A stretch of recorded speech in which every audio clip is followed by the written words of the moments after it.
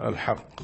هؤلاء يعني من الجماعات المتطرفة التي تظهر في المسلمين نتيجة فساد الأوضاع، فساد الحكام، ويظهر هؤلاء كما ظهرت القاعدة وبن لادن ويحيى الظواهري وأولئك الناس يعني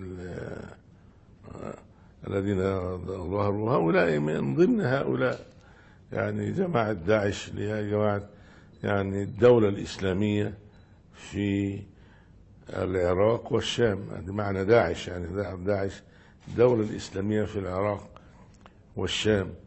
وقالوا أن هذا الشاب يعني كان من الإخوة، يعني من الإخوان، ظهر في أول أمره الإخوان، ولكنه كان يعني يميل إلى القيادة وإلى كذا، وأغراه هؤلاء بعد أن ظل عدة سنوات مسجونا.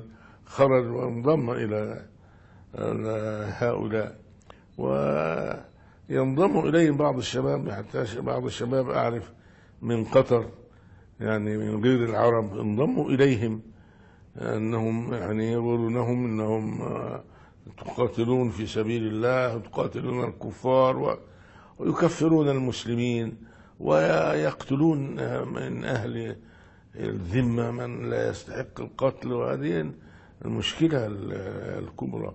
فنحن نقاوم هذا الغلو، أن الغلو هو ده الذي يضيع المسلمين. ولا معنى أن يقوموا جماعة ويطلبوا الخلافة.